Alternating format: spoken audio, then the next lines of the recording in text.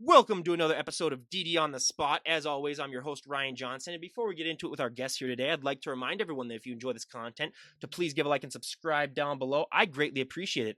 We have Stephanie Santamaria on the podcast. She's coming to us all the way from Minnesota, where, everyone knows I'm from. So it's always nice to have a fellow Minnesotan on. She's only about a half an hour drive away from me. So it's nice that we can have someone that, at least has shared in the misery of our winter, even though, like she said, she went down to Texas for the winter as some of the Minnesota traders, as we like to call them, that can't rough it out in the cold. So no, I'm just kidding. But I mean, it's great to have another fellow Minnesotan on, and finally, maybe be able to make some references that the guest can understand. But most importantly, she's our current guest, and she's here to talk about her journey in bodybuilding, just all things health and fitness. And Stephanie, thank you so much for coming on.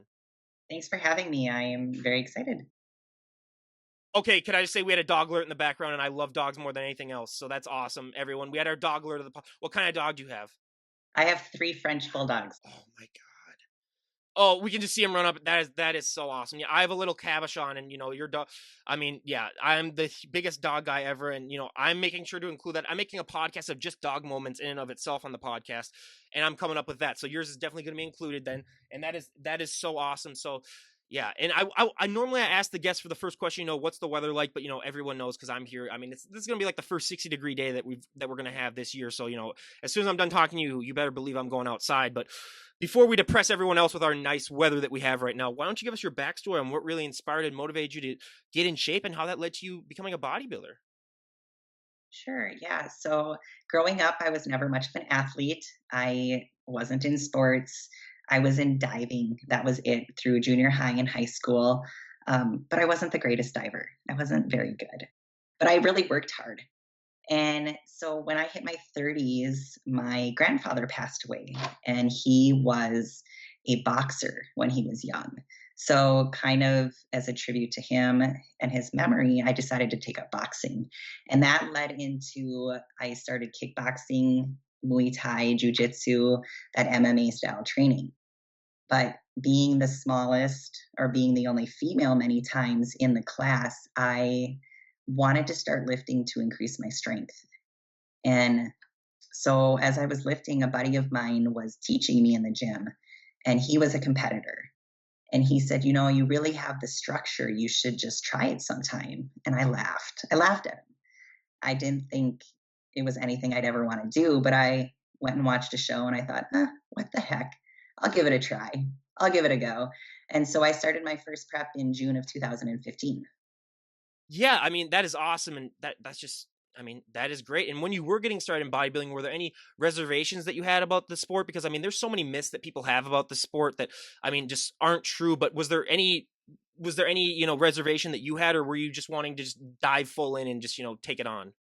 No, I just kind of, when I set my mind to something, I just 100% did it and did it to the fullest of my abilities and had fun with it. And I really found that I enjoyed it and I liked it.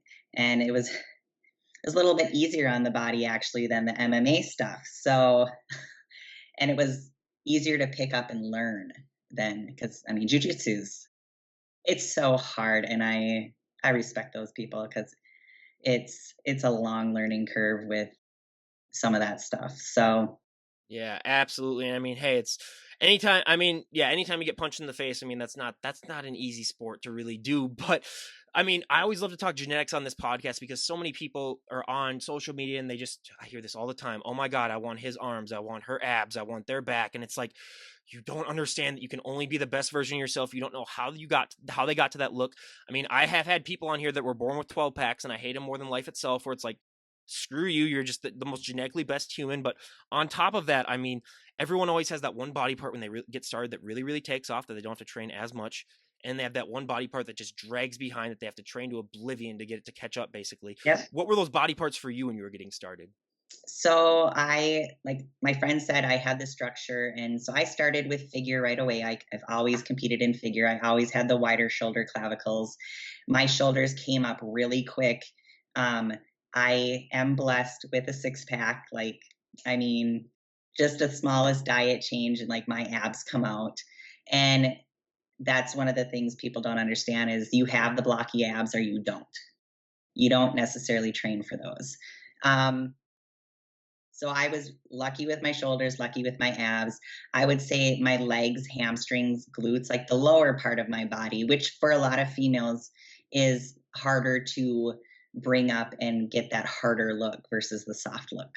Oh, absolutely. I mean, my legs too, just because I'm 6'3", so I mean, my lower body is just absolutely shot. Where I always make the joke, I could inject pure muscle into my legs and they wouldn't gain an ounce. I mean, calf raises don't even get me started. I could do 10,000 of those, and they that's the number one genetic thing where it's like I hate, and when you see someone with nice calves, you're like, oh, you've never trained them a day in your life. You just got lucky with that. So that's definitely my pet peeve. But you mentioned shoulders were one thing that really really took off for you, and I would get killed in the comments down below if I didn't ask you how you trained them, because for women, that is the number one response that I get is like, my shoulders just didn't take off. And I would get killed in the comments down below saying, Ryan, she has great shoulders and you didn't ask her how she trained her shoulders. Like, I've been waiting my whole life for someone with nice shoulders to be able to hear from them. So what does a shoulder day look like for you?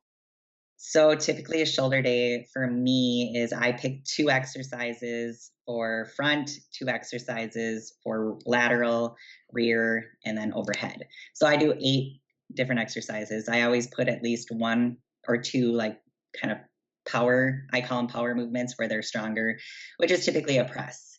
And when I started lifting, like I said, I kind of had this mental attitude of I'm all in. And I was just challenging myself. And every day I was constantly, every time I would train, I'd do all my sets and then I'd grab the next weights up and I'd see how many I could do on the next weights. And eventually I just progressed to be stronger. And, that's what I tell a lot of women. Because I do train, my husband and I do train some people. And I tell women, you're a lot stronger than you believe you are. Like you can do more weight. I promise you. So when I trained shoulders, like it was, I mean, I was pushing it. I was pushing myself every time. And I do massive drop sets on my laterals. So I'd start with a low weight and I'd bump it up 5 pounds each set, like consecutively. And then I'd go back down. It was just this pyramid. And it was, I mean, probably from 5 pounds up to 25 pounds, then back down to 5 pounds, 10 at each. So I don't even know how many of the reps that is. I'd have to add it up. That's like 100 right there. Yeah, that is just absolutely, yeah, insane. Yeah. That is ridiculous. But I mean, you brought it up sort of, and I love to talk about it because like we talked about, it's the number one myth and stereotype that I love to bust on this podcast. And the last 5 years due to social media, it has been getting better, but there still are those women like you're talking about who are afraid that, if they do one bicep curl, they're gonna put on 50 pounds of muscle overnight. And sign me up then. I'd be your client for life then. I mean, you would be the first ever trillionaire. I mean, everybody and their brother would want to come and train with you. And did you have that fear when you were getting started? And even if you didn't, I mean, I bet you hear that, if you had a nickel for every time you heard that, you'd have a butler serving you right now. So how do you like to respond to that? No, I wasn't concerned about it. And when I started this sport, I didn't really care what other people thought. And when other people said, but, do you want to look like that? Yeah, I want to look like I put in work. So I want to show my work in the gym on the outside of my body. I mean, it's doing wonders for me mentally and internally as well, but I wanted just to showcase a bit of what I was doing in the gym. And I secretly feed off of kind of the competitiveness when I'm in the gym and I see, like maybe it's a guy or a younger guy next to me pressing, dumbbells that I know that I can do. You know, it's competitive to me, so I'm like, oh, I think I can do that too. And then, I'll do it too. And I feel like you can kind of push each other back and forth if other people see you doing it too. But yes, females, um, they don't often know how strong they are. And um, it's, I don't know if it's because they always see other girls, like, they get under a squat rack and they just got 25s on the side. I guarantee you can put 45s on the side and pick up 135 pounds because you do it every day when you go to the bathroom. You stand up and pick up your body weight every day. So um, I think it's just part of it's a fear and part of it's what they see other females do. I When I first started bodybuilding in my off season in between shows, I did powerlifting as well. And that really opened up my mind to how strong I really was. And it got me really comfortable with heavy weights. Well, and I mean, going off that too, the one thing that I think impacts women so much positively in this sport, in this lifestyle, is that the confidence boost that it gives you. I mean, we've heard hundreds of stories on this podcast of, women who have, become more assertive. I mean, that's that one thing that you can take from the gym and use to impact every single aspect of their life. How have you personally taken that confidence boost that, working out has given you and use it to impact your life in a positive way? I used to just love the feeling of accomplishment. Like, well, I still do. When you finish a good, strong, heavy workout, you leave feeling accomplished. And I am more productive in the rest of my day. I feel like I can take on the world almost. You know, um, I'm probably not as shy as I once was. I used to be shy. It used to take alcohol for me to open up. And now, I mean, well, I haven't drank in probably 4 or 5 years, but I wouldn't ever need that to have a conversation with someone. And Well, yeah, she's doing a podcast right now. Most people wouldn't be able to do this if it wasn't for that confidence boost too. That's one thing that I love to point out. Yeah, yeah, it just goes with it. And it's I think if a lot of like trainers led with that, I mean, a lot more people would be excited about getting in this, and the fact that I mean, with nutrition, that is just a whole different conundrum in and of itself. And because I still have friends to this day who they think that they can, go at Burger King 3 times a week and they'll still be in shape. And it's like, well, because you're 25, but call me in 10 years and let me know how that's working out for you. So what were some of the bigger nutritional changes that you had to make when you started to take things seriously in the gym? oh man, I used to eat bad. Um, I mean, it wasn't abnormal for me to make a frozen pizza and eat the whole thing. Like, I've always had a large appetite. And but now my food choices, and I can't look at food without thinking, oh, what's the protein content? What's the carb and fat content? And I'm all about maximizing my food to fit into the numbers I want. And I felt much better eating clean food. The energy and just the day to day, you feel like a whole new person. So it was hard for me to stop snacking. I was always a snacker. Um, but then I just kind of changed my mindset and I was like, look, you get to have 6 small meals a day. Not everybody else is having 6 small meals a day, they're having 2 or 3. And, I think like I could never go back to 3 meals a day. Like, I don't know how people do it anymore because I'm so used to 6 small meals a day. I definitely developed a sweet tooth through bodybuilding that I never had before, but it's kind of an appreciation for food that I never once had. Yep. Absolutely. Yeah. I mean, food, yeah, you get to eat even more. That's one thing that I think people should lead off to. It's like you get to eat even more and you still can be in shape and look even better. So, yeah, it's just one of those things about this sport that I find just so fascinating. It's like, yeah. And how does your diet change when you win the off season with powerlifting? Because I mean, that's a whole different diet in and of itself where it's a little bit more of a free for all, not as much of a free for all as people might think, but I mean, it's definitely not as restrictive as the bodybuilding diet. I still ate more like a bodybuilder than a power lifter when I was doing that, but it would just be kind of Saturdays I would open it up and it'd kind of be a floodgate, um, which was a little more than my body probably needed. But throughout the week, I still ate clean food, just more than when in a prep. And I felt I could lift better when I was on clean food and clean energy versus, I feel when you go from eating clean foods and then you have, say, a cheat meal, you feel the lethargy and just kind of the bogged down, foggy feeling from the food that your body's not used to. So I prefer the cleaner food and the energy it gives. Yeah, I mean, I've had powerlifters on here where literally they just have like they just have my old diet when I was like 20, just pizza, beer, and hot dogs and hamburgers, and it's like, well, but some people just can do it and some people can't. But I mean, yeah, that healthy diet, and plus, nothing makes you feel better than after that hard workout and eating that healthy food. But one thing, especially with bodybuilding, that I would have never guessed in a million years before I became a lot more familiar with the sport, is that for so many of these athletes, posing is the hardest thing for them. It's harder than your working out. It's harder than your nutrition. Would have never guessed it in a million years, but I like to compare it now to being a perfect driver, where you can be a great driver. You can never be a perfect driver. You can be a great poser. You can never be a perfect poser. It's always ever evolving. What has your experience with posing been like?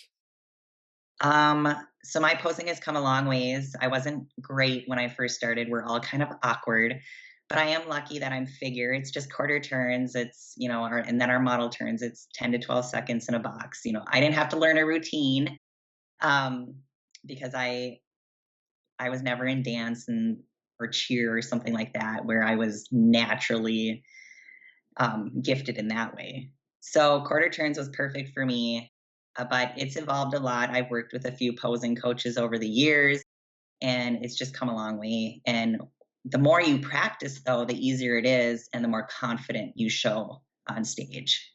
Absolutely. And one of the poses that, especially for figure competitors, I hear this all the time that was so hard to develop is that lat spread, though, because that's the one thing that I think you're either born with it or it's going to take you years to develop it. And, I've heard some stories on here where it's taken people, so long to get that because, yeah, it's just not a natural thing. But with the lat spread, was that something that came easy to you or was that something that took you forever to get right?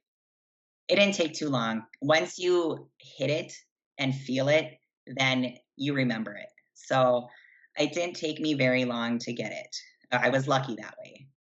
Back is another one of my strong suits with my shoulders. So I can feel the muscles in my back and feel them opening up.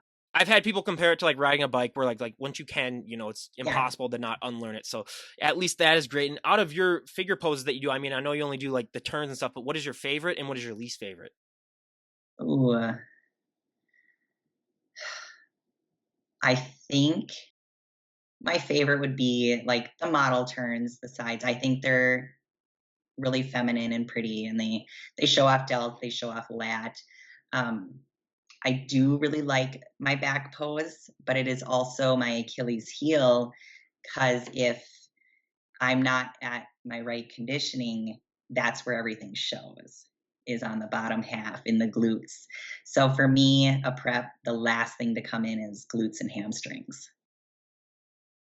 That always makes things a little bit more nerve wracking, I should say. But I mean, for me, if even if I ever compete, I mean, my back would just be my favorite. Not because it's my easiest body part, but that's the one pose where you can put your smile down. You don't have to be smiling the entire time. I mean, people don't understand that most of these competitors, your jaw muscles are going to be the most sore thing after the show, just because of all the smiling that you have to do. But I mean, on top of it, with posing, so many people do not understand that the body is not meant to be in that flex of a state for that long a period of time. And the reason why I say that it's the hardest thing for so many of these competitors is because like it's harder than most of your workouts because you're just in when you're straining like that. I mean, your muscles get even more sore after a show than probably any time they've ever been. So, how long do you think it took you to develop that overall, conditioning that requires to be able to hold that pose for a significant amount of time? Because if you were to take someone from the general public and just say, "Oh, do like a front double by or something like that," they would probably last a couple seconds doing it before they tire themselves out. But even like if you're doing like let's say a lat spread, they might have you do it for like minutes at a time. So practice, you build up the endurance. I don't know that it took me long because again, with figure, it's the poses aren't overly difficult, and you learn to pose to save your energy in certain ways. And you don't actually want to be too tense on stage. I've learned that over the years. Like if you're just, I mean, you're expending more energy than you actually need to. So practice being confident and comfortable in your poses really saves energy. I I remember um, an expediter at a show kind of laughing at me one time because when I get into my side pose, I'll flex the side that's by the judges. So you see like one glute pop up and the other one's just, I'm just relaxed on the backside. So I I've never had too much of a problem holding poses for too long. Like you said, it's kind of more when I'm on the triangle on the lines and you're waiting to be called out or something and you're standing there smiling and like that's when I get more tired actually. Well, yeah, and you just gotta hope and pray that you don't have like that set of judges where like we got to see them do this like 10 more times in order to get our answer right because we have had stories like that where it's like, yeah, that is absolutely ridiculous. But what is that feeling like for you when you get to walk up on that stage and show off all that hard work that you've worked months upon months on? Oh, satisfaction. It is like the prize at the end of the journey. I'm always super nervous until I like hit my first pose. I hit my first pose and then all my nerves just go away and they're gone. And I'm like, I did it. I'm here. So it's a really proud moment. And my husband is my coach, so I always see him in the crowd. He always makes sure he's up front, and I can always see him. And it's, we did it together, and it's it's just a really happy moment. Oh, yeah, it's I mean, I never really could understand what that's like because like I said, I was a baseball pitcher, so I mean, I would go on the mound, like 20 times a year for like 3 hours at a time, and you guys are on that stage for sometimes like a minute for and you guys have worked 100 times harder than I've ever worked at anything. So that's just what I find so impressive about the sport. But for all the pros on this podcast, I always ask, what was that moment like when you won your pro card? Because so many people don't understand that for so many of these competitors, that is the highlight of their career, just because that is the affirmation that all that hard work that they put into the gym has finally paid off and you can compete in pro shows now. What was that moment like when they called your name and you realized, oh my God, I'm a pro now? So it was not the moment I imagined, um, just because I won my pro card at USA's in Vegas in 2018, and it's top two in the class. And when they were doing comparisons, when they called us out and stuff, they were moving me around quite a bit. So I didn't know if I had gotten it or not. Well, I was in A class, so that's the first figure class to go up. And when they announced the placings and I got second, they just said, and second place, Stephanie Bumstead at the time, it was my maiden name. And I was like, I knew in my head that top two turned pro, but they didn't say, and your new IFBB pro like they do for everyone else. And I was like, I got off stage and I like grabbed someone really quick and I'm like, wait a minute, wait a minute. And so it was kind of a panic moment. And then my nerves just went down when they're like, well, yeah, what did you get? And I'm like, well, second. And they're like, yeah, you're a new pro. Congrats. And I was like, okay, because they didn't say it. And then every other class after that, they remembered. So, That would have been, I would have been so pissed. Yeah. I would have been like, are you kidding me? Yeah. I mean, I'm grateful that it Yeah. happened, but you wait to hear those words, and I didn't hear them. But I mean, it was a good show. It was fun. That was a tough year for me. I had done 3 or 4 shows that year. So Yeah, I've had a couple of moments like that where people leave out a little bit of details, like especially when I'm getting a final grade where they're like someone with an 86 and they didn't announce my name, and it's like, yeah, I've had moments like that where I'm like, are you kidding me? Just be a little bit more. So yeah, and especially when you're all dieted down and stuff like that, I'd be like, are you? Yeah. So at least you made the case so that people after you were able to have that moment of your new pro second place. So yeah, that is awesome. But another myth that I love to bust because it's not as popular, but people still sometimes believe it is that you're not going to be able to maintain that stage lean 24/7. So many people I think watch shows like Biggest Loser where people go on and they lose, a couple 100 pounds and sometimes they're able to keep the weight off. And then they just look at people that compete and they just assume that, oh, they work even harder than those people. They must be able to keep that look, 24/7 because, with all the dedication and the dieting that they do, but they don't understand that you've manipulated your body with water, with all the other things that go into this sport to maintain a look that is not sustainable. And what has that been like for you sort of when you first realized that, like, hey, I'm not going to be able to look this lean forever? And has that gotten easier for you to accept as your career's gone on? so I think in the beginning of my career, before I turned pro, it was easy to accept because I knew I was growing, I was improving, and when my weight went up and I got the softer look, I knew it was for the better. But I kind of put this pressure on myself after I turned pro from watching Instagram and stuff. I was like, oh my God, they look great all year long. Like I have to look just chiseled and buff year round. Otherwise, I'm not a real pro, kind of a thing. And I put it on myself. Nobody else did that. And what Instagram doesn't see is we don't post a ton of photos in our off season because, that's just our normal life. We're not as excited about it. I do struggle with it time to time. I don't like seeing the scale go up because we're still working very hard in our off seasons. And like I said, I've always loved seeing my hard work reflect on the outside. So it kind of feels like this I'm still working hard, but why isn't it showing in my brain? But um, this last year was a little better. I was able to kind of de stress a little, take some stress out of the situation, and enjoy myself a little more in the off season versus always being like, I got to track every single thing I eat. Because I have realized, and now that I'm 37, like I'm not young, like time is going by and in my off season is when I do need to make little exceptions every now and then to, have the time with my family or friends and different things. Which another benefit of working out, she doesn't look a day over 25, everyone. When I saw your Instagram page, I had no idea that you were 37. I thought that you were Yeah. much, much younger. So everyone, yeah, another benefit of working out. So if you want even more of an excuse to, go to the gym, just tell that to people. But yeah, I always compare it to starting your own business where you got to spend money to make money. You got to put on weight if you want to put on muscle. I mean, unfortunately, those two do go hand in hand. But I mean, now we got to talk about the coronavirus because it's been one thing that's impacted our lives in more ways than we could ever imagine. I mean, especially coming back in Minnesota where, I mean, we were shut down for so long, and then the gyms reopened a little while back. And I mean, you were in Texas, but what was your overall experience like during this pandemic? Because I mean, especially being a bodybuilder, as soon as those gyms closed, I was like, oh my god, these poor bodybuilders, because those are your drugs basically. And I mean, it's like being a drug addict without your drug. Then if you can't go to the gym, so how did you cope with that, and what was your experience like during this whole pandemic? So we were pretty lucky. We're on the border of Wisconsin. Yep. So for a while, we were able to go to Wisconsin for part of it. They didn't shut down for near as long. Oh yeah. And then in the time that they were shut down, um, I had an acquaintance that had a gym that I could use. I was actually in prep when everything hit, and I was supposed to compete last year and was about 4 weeks out when everything fell apart. So I did not compete last year. And, but, it gave me a good long off season again to come into this year. I am planning to compete this year. So, um, I mean, you did what you had to do. I mean, the diet never falls off. You can always control what you eat, pandemic or not. Uh, for a little while, it became hard to find fresh chicken. Oh yeah.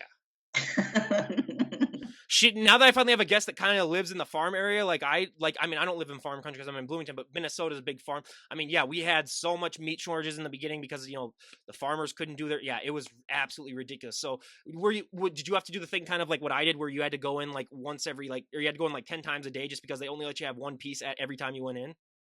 Yeah, I had to go in more often. I couldn't buy, like, I remember going into Sam's Club because I like to buy in bulk if possible. And there was only 2 or 3 packs of chicken breast left.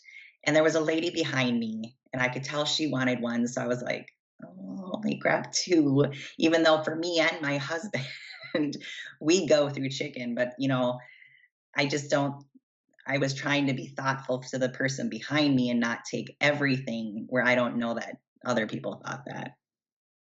Well, and good thing you're living close to Wisconsin because I will admit, they open up their bars really, really early. So last year I did tag a friend for their 25th birthday. We did go drive over the border to Hudson and went to a bar there. And, I'll admit that, but, hey, it was an important day. So, but yeah, that's, yes, how people really survive through this. I mean, it was ridiculous. And I mean, you were talking about, just how this is so much more of a mental sport than it is physical. And a lot of people just don't understand that because they'll notice the outside. They'll be like, oh my God, Stephanie, you look amazing.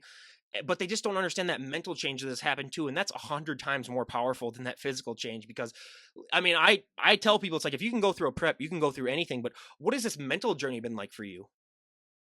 It's really proven how much I can do, um, and what I can put myself through and come out on top. And, even through prep, I mean, there's a million excuses to quit. There's a million excuses to miss a step or miss a beat, fall off.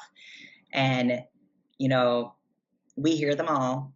But um, I've never, like, once I'm in prep, it's game on and I don't miss a beat. I don't miss a step. I don't ever miss cardio. I don't miss a meal. I don't cheat on a meal.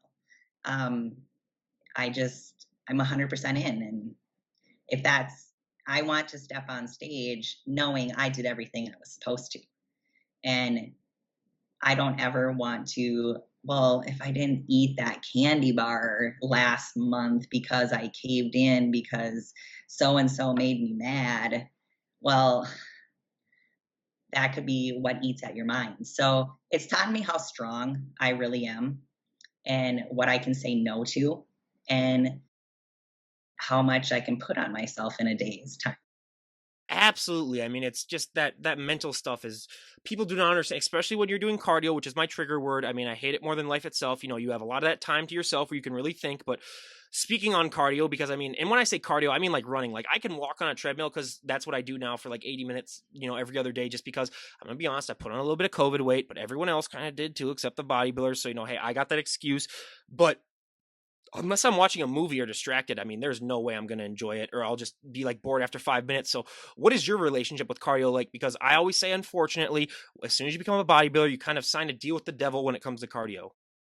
It's a necessity. Yeah. And I do some cardio year round. It doesn't stop for me. I am not blessed in that area. I do have to do quite a bit of cardio to get lean. Um, where I have genetically some great things, that's not one of them. So I do have to do a lot of cardio year round, well, mostly in prep, but it's kind of my me time. I really prefer fasted cardio. I like knocking it out first thing in the morning. It's quiet, it wakes me up. I feel accomplished when I'm done with it.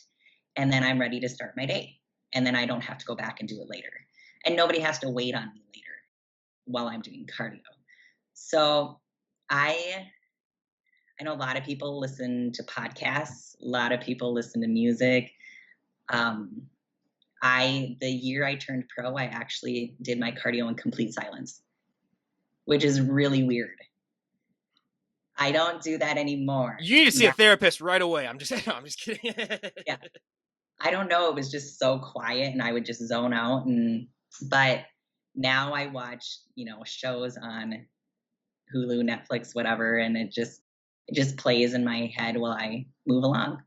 Well, I do have a show recommendation for you because I've been recommending this to a lot of people. It's called The Great. I don't know if you've ever seen it. It's about the Queen of Russia in like the 1700s, but it's kind of like a comedy where it's got Ellie Fanning, Dakota Fanning's sister, and it's really really funny. So I'll recommend that for you. It's on Hulu.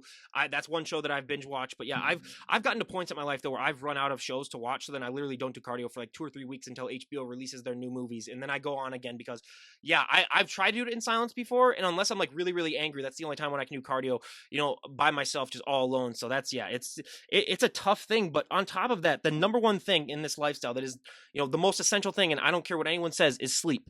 And for anyone that disagrees with me on that, I always tell them pull an all nighter and then go and work out and tell me how that goes.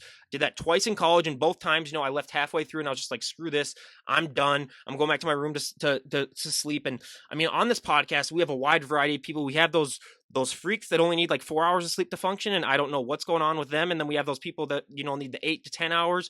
But where do you fall on that spectrum? Because I mean, being a bodybuilder, sleep is, you know, 10 times more important than it is if you were just a regular person, because you got to recover, you got to, you know, replenish your muscles and stuff. So what does your sleep schedule look like? Super regular. Um, so I need like 8 hours of sleep. And it's good for your body. Like you said, you need to rest and recover, and it's essential. So 9:30, 9:45 kind of rolls around, and it's kind of like, oh, let's turn off the TV. Let's start winding down and getting ready for bed. We're always in bed between by 10:30, and then I always wake up between like 6 and 7 a.m.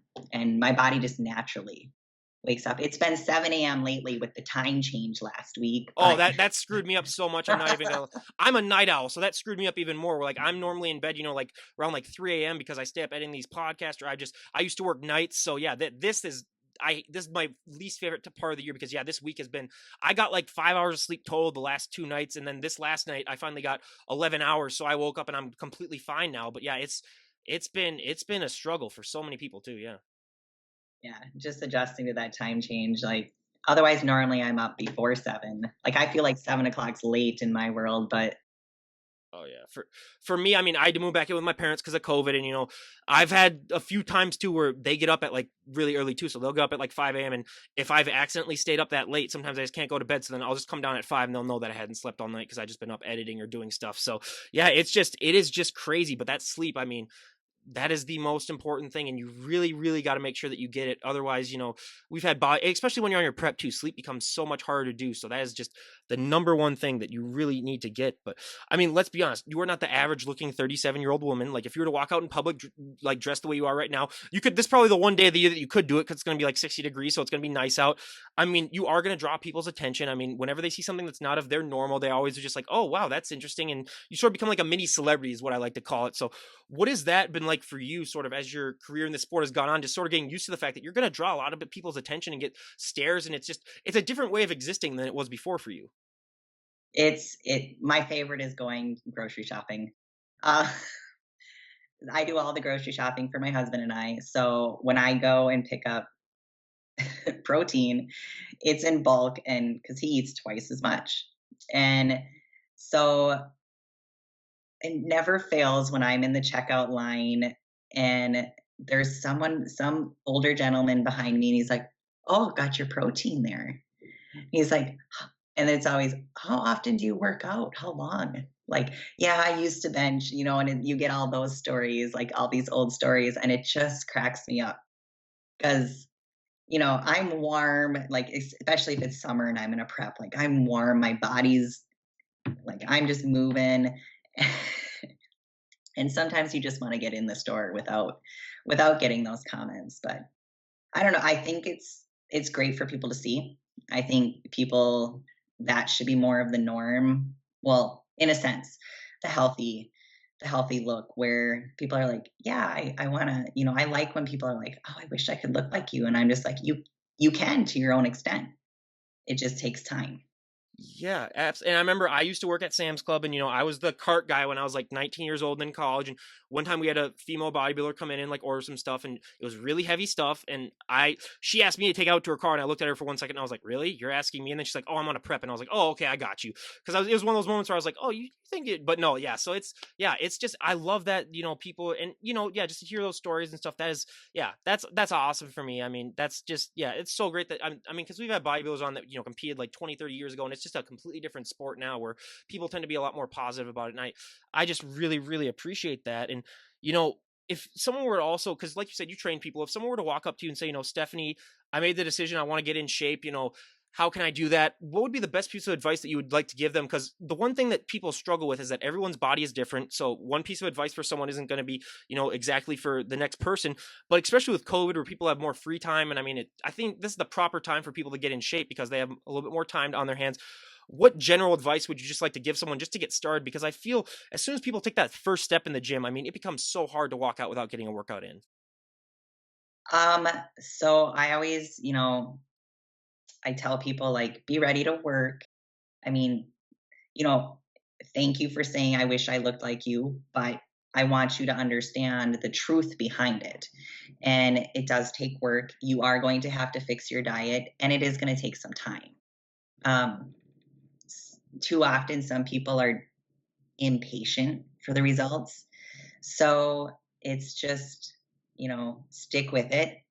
It's going to pay off. And when it does, you're going to be so happy. Like it's going to be so worth the minutes, hours that you put in the gym.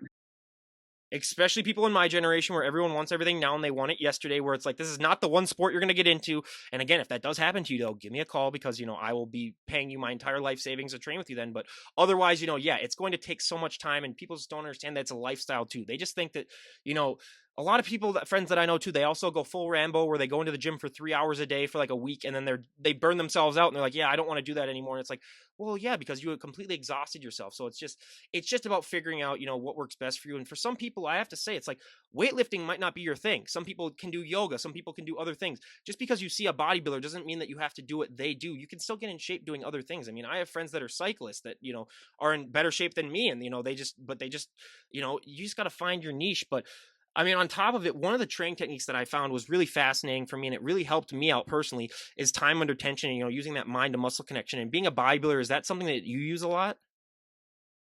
Yes.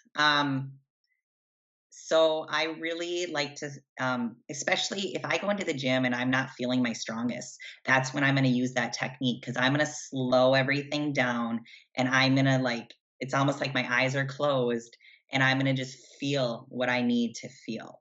And it's always a great workout because you feel everything. So it's definitely beneficial to do that from time to time. But there's also the other times when it's very beneficial to lift heavy and get yourself stronger and, put this that strain on the muscle. So, but yes, I definitely do utilize that through prep towards the end when I'm getting tired and I need to just slow down, refocus, and Yeah, and that's something that comes with time too, with your body, just realizing the days when you should use, a little bit more time under tension, a little bit more just going heavy and just really, straining it as much as you can. And that just, yeah, like I said, it goes with time. Where eventually you'll just understand, just through even like just going for your first few reps, you'll be like, oh, this is one of those days where maybe I should just do a little bit more time under tension or otherwise. So it's, yeah, it's just, again, it's a time process. It's not going to happen to you overnight. But you look like you're getting ready for a show right now. So are you currently working on getting ready for a show, or what's your journey like right now? yes, so I am in prep. Um, I was I gonna am say if you look like that in off season, I was like, "Good God, what's she gonna look like when she's in prep?" yeah, no, I am in prep. I am aiming for Salt Lake City, Wasatch Warrior. It's in 4 weeks. Um, I'm hoping to be ready in time. I typically do a longer prep. I didn't find out about this show until 12 weeks out. So it was literally like I saw it and I was like, "Oh, we'll start prep tomorrow." Like I didn't have any mental like preparation. I just was like, "Okay, here we go. Like we're starting tomorrow and we're going to try for it." And so we're going to decide next week if we're going to sign the contract and go. I just want to be sure that I can look presentable. It's always the goal to bring a better package than you have before. So I got to beat my last package. And then 2 weeks after that is the Pittsburgh Pro. I've always wanted to do that show. It's a bucket list item for me. It's a fun show. And then 2 weeks after that is the New York Pro in Tampa. So potentially that one. So those are kind of my markers, my aims, but nothing's set in stone yet. I haven't signed any contracts. I haven't booked any flights. I've only booked hotels, and because you can easily cancel a hotel. But by next week, I will know for sure what my end date is. Well, yeah, these usually take about like 2 to 3 weeks to publish, so by that time it's published, you'll probably be competing in that show, so I'll let everyone know probably in the description down below, but yeah, that is just awesome. And how do you maintain that look through those 2 weeks in between shows? Because in order to get ready for a show, I mean, you are not at your healthiest, and so how do you maintain that look for 2 weeks? Because like we were talking about where, you're gonna gain weight for your off season, it's kinda hard for some people to go from that extreme and then just sort of hold on to that for an extended amount of time. Well, 2 weeks apart is kind of a sweet spot for me. For a lot of people, I've done longer in between shows before, and that gets a little harder. So because you always get that little bit of release right before a show, you get to stop the cardio, you get to relax for 2 to 3 days, whatever, and then basically day after show, if you're doing another one in 2 weeks, you just get back on the treadmill or whatever your cardio source is and back on the diet and you roll into the next one. So it's when you have longer than 2 weeks, it's a little bit harder because you're like, oh, I just got to relax for a few days. And it kind of, it takes you a week to get back into the groove. But when you have another show like days out, like you have no option but to get back into the groove and get right back on it. And you just can't go out that night of the show and go hog crazy on food. You have a treat, you have a small meal or something, and then you just get right back at it. And 2 weeks is I like it. It's a sweet spot. Yeah, I mean, we've had people that have done like months in between. It's like, oh, good God, like, what are you even doing? And then we had those poor, unfortunate people that this last year their prep was like 11 months because the shows kept getting delayed and canceled, and they had just keep it up. So, yeah, it's been crazy. But the last two questions that I love to ask every bodybuilder I have on, I mean, if someone were to walk up to you and say, Stephanie, we made the decision, you can change one thing about the sport of bodybuilding, and everyone would go along with it. What would be one thing that you'd like to see changed? Ooh, We saved the tough ones for the end, everyone. man, that is a tough question. I honestly, I would like to see more of the reality out there. Um, because I think too often we see coaches or athletes who are the gifted ones who get to eat 700 carbs through their prep. Yeah. And that's what these up and comers are seeing, and that's what they expect. And too often I see people struggle and get down on themselves because they're not at that point in their body and in their journey that their body can handle that much food. So I would you're not going to see it though because nobody wants to hear about the people who have to do zero carbs or do 2 hours of cardio. You're not People don't want to hear that. The sport would die. So I would love for the reality of it to be more respected and glorified, so that new people aren't so hard on themselves when they come up, because they see so and so on Instagram is eating 750 carbs a day and doing 15 minutes of cardio. Well, you don't know what they got to that point, and you don't know their genetic makeup. Yeah. Absolutely. I mean, I absolutely love that you said that because that's why I love doing this podcast so that people can hear the stuff that they wouldn't normally hear and just be like, yeah, I wish that, and I wish that wouldn't be a thing too. Cause like I said, I've had two of those people on where it's like, I had one that was like 1,000 carbs and I was like, what do you like? What is that? And it's like, yeah, it's just absolutely ridiculous. And unfortunately, yeah, those people, they tend to think that they should be the ones out there because then yeah, and then everyone just thinks so. Yeah, it's a whole thing. And then for me too, I mean, it would be like more fair judging just because like you said, if like you do your shows in back-to-back weeks and stuff, one show might want you a little bit more of a leaner look, one show might want you a little bit more of a fuller look, and it's like it's kind of hard to make that change in 2 weeks, to kind of go. So that's one thing that I would personally like myself. But also, if we were to talk to you a year from today, where'd you like to be at in your bodybuilding? Where'd you like to be at just in your personal and your overall life? What are some goals that you'd like to have achieved if we were to talk to you a year from today? A year from now, uh, it's been a goal of mine to just make maybe top 5 in a pro show. I just want a little trinket to bring home. I know there's so many amazing girls out there, in figure that I mean, I get backstage and I'm like starry-eyed. Um, so I would love to have a trinket from a pro show, and I just want to continue to build our business. So my husband and I, like mostly my husband, but we coach people for preps, lifestyle, whatever. And it actually blossomed through COVID. And so we love to travel to shows. We love to be there for all of our clients. And I just want to continue to do that and be so supportive of all of those people. And just, I always want to be in the sport in some way, whether I'm competing or not. So all of our travels throughout the year are to bodybuilding shows. Those are our vacations. Yeah, and hey, and I mean, another good thing about bodybuilding, you get to see the country, you get to see the world, so that's amazing too. And before we wrap things up, is there anyone that you'd like to give a shout out to? Just my husband, Chris Santamaria. He's my rock through everything. He's my coach. He's my husband. He's the man with the plan. So I just execute it, and it's always worked well for me, even though at times I'm a little brat.